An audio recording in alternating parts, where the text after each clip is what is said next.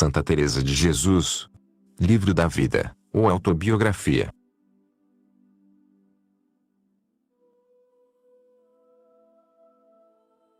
Capítulo 10.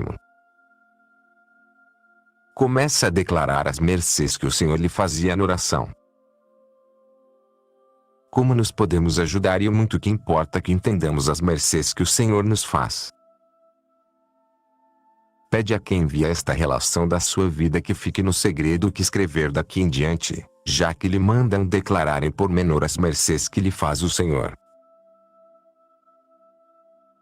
Tinha eu algumas vezes, como já disse, embora com muita brevidade, o começo do que agora direi.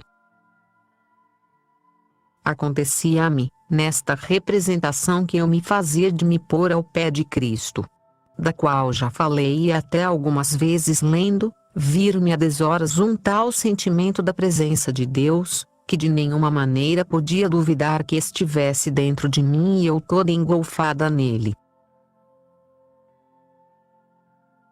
Isto não era modo de visão. Creio ser o que se chama mística teologia. Suspende a alma de maneira que toda parece estar fora de si.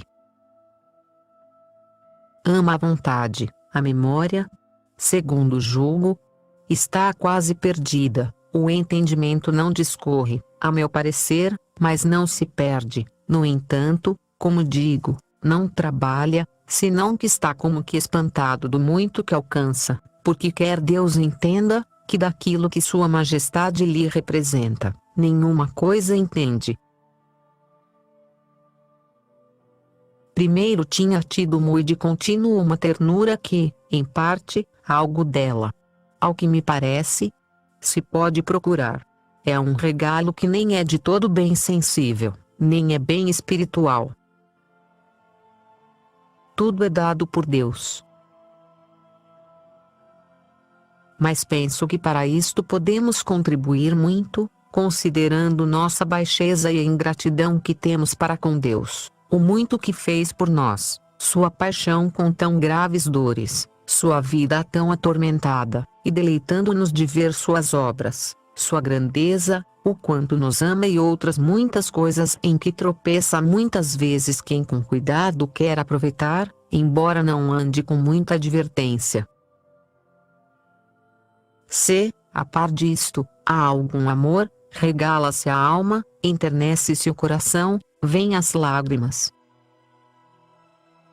Algumas vezes parece que as arrancamos à força, outras que o Senhor nos dá para não podermos resistir. Parece que nos paga Sua Majestade aquele cuidadito com um dom tão grande como é o consolo que dá a uma alma ver que chora por tão grande Senhor, e não me espanto, pois lhe sobra razão de se consolar. Ali se regala, ali folga. Parece-me bem esta comparação que agora se me oferece. Estes gozos de oração são com os que devem ter aqueles que estão no céu, pois, como não veem mais do que o Senhor, conforme ao que merecem, quer que vejam e veem seus poucos méritos, cada um está contente no lugar onde está. E isto, apesar de haver tão grande diferença entre gozar e gozar no céu, muito mais do que aqui há de uns gozos espirituais a outros, que é grandíssima. E, verdadeiramente, uma alma, ainda no princípio, quando Deus lhe faz esta mercê, quase lhe parece que já nada mais há a desejar e dá-se por bem paga de tudo quanto tem servido. E tem sobrado de razão, pois uma lágrima destas que, como digo, quase nos esforçamos por ter. Embora sem Deus não se faça coisa alguma, parece-me a mim que nem com todos os trabalhos do mundo se pode comprar, porque com elas se ganha muito. E que maior ganho que o de ter algum testemunho de contentarmos a Deus.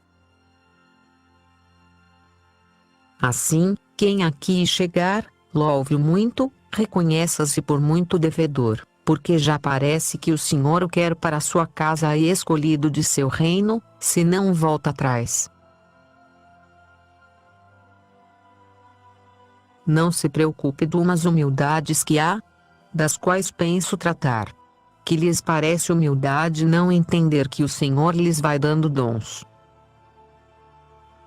Compreendamos bem como isto é, que nos dá Deus sem nenhum merecimento nosso e agradeçamo-lo à sua majestade, porque, se não conhecermos que recebemos, não nos estimulamos a amar. E é coisa muito certa que, quanto mais nos virmos ricos, reconhecendo que somos pobres, mais proveito nos advirá, e até mesmo mais verdadeira humildade. O resto é acobardar o ânimo e dar-lhe a entender que não é capaz de grandes bens e, começando o Senhor a dar-lhes, começa-se a atemorizar com medo de vanglória. Creamos que, quem nos dá os bens, nos dará a graça para que, começando o demônio a tentar neste ponto, o entendamos e nos fortaleça para resistir, digo, se andamos com lhaneza diante de Deus, pretendendo contentá-lo só a Ele e não aos homens. É coisa muito sabida amarmos mais uma pessoa quando muito nos lembramos das boas obras que nos faz. Pois, se é lícito e tão meritório, termos sempre na memória que de Deus temos o ser e que nos criou do nada e nos sustenta e de todos os mais benefícios da sua morte e trabalhos, que muito antes de nos criar já os tinha feito por cada um dos que agora vivem, porque não será lícito reconhecer e ver e considerar muitas vezes que costumava falar em vaidades e agora me concedeu o Senhor que não queira falar senão dele. Eis aqui uma joia que, lembrando-nos que é dada e que já possuímos, forçosamente convida a amar. Este é o fruto da oração fundada na humildade. Pois, que será quando virem em seu poder outras joias mais preciosas, como tem já recebido alguns servos de Deus de menosprezo do mundo e até de si mesmos? É claro que se hão de ter por mais devedores e mais obrigados a servir e entender que não tinham nada disto e a reconhecer a liberalidade do Senhor. Há uma alma tão pobre e ruim e de nenhum merecimento como a minha, que bastava a primeira destas joias e sobrava para mim, quis dar-me mais riquezas do que eu pudera desejar. Emes ter a ir daqui forças de novo para servir e procurar não ser ingrato porque, com essa condição, as dá ao Senhor. Se não usamos bem do tesouro e do alto estado em que nos põe, Ele nulo tornará a tirar e ficaremos muito mais pobres, e Sua Majestade dará as joias a quem com elas brilhe e aproveite a si e aos outros. Pois, como aproveitará e gastará com largueza quem não entende que está rico? É impossível, a meu parecer, dada a nossa natureza, ter ânimo para grandes coisas quem não compreende que é favorecido por Deus. É que somos tão miseráveis e tão inclinados às coisas da terra, que mal poderá aborrecer, de fato, tudo que é cá de baixo e com grande desapego, quem não entender que tem algum penhor lá de cima. É com estes dons que o Senhor nos dá a fortaleza que perdemos com os nossos pecados. E, como poderá desejar que todos se descontentem com ele e o aborreçam? E como praticará todas as demais grandes virtudes que possuem os perfeitos quem não tiver alguma prova do amor que Deus lhe tem, juntamente com uma fé viva? É tão falho devido a este nosso natural que nos deixamos levar pelo que vemos presente, assim estes mesmos favores são os que despertam a fé e a fortalecem. Bem pode ser que eu, como sou tão ruim, o julgue por mim. Outros haverá que não precisem mais que da verdade e da fé para fazer obras muito perfeitas, mas eu, como miserável, de tudo isto tenho precisado. eles o dirão. Eu digo o que passou por mim, conforme me mandaram.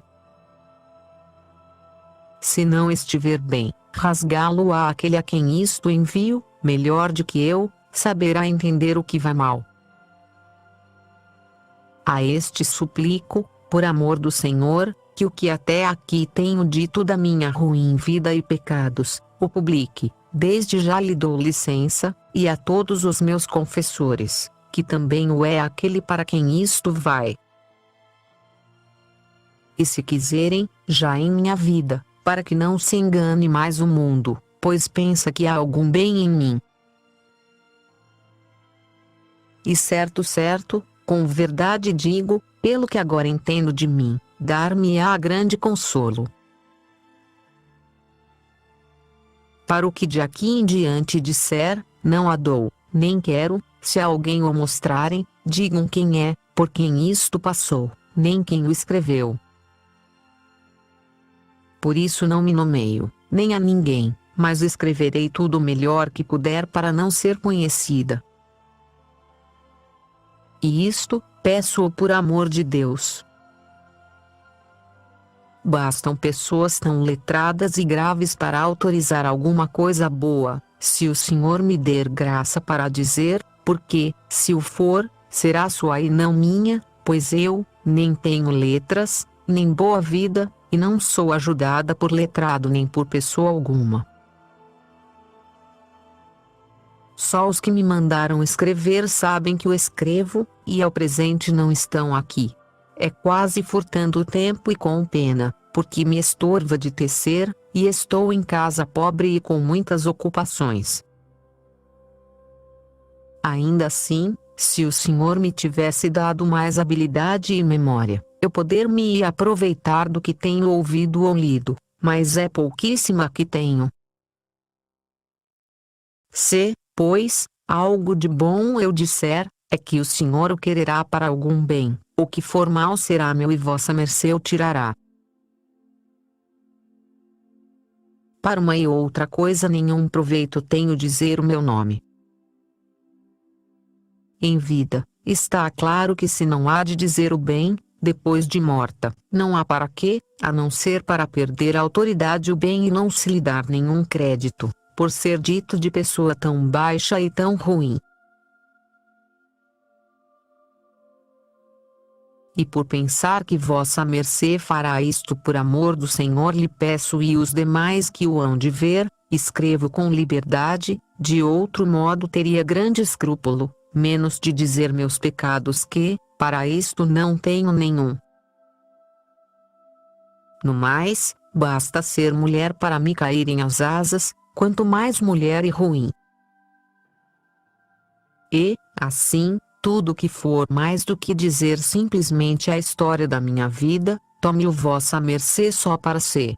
Pois tanto me tem importunado para que escreva alguma declaração das mercês que Deus me faz na oração.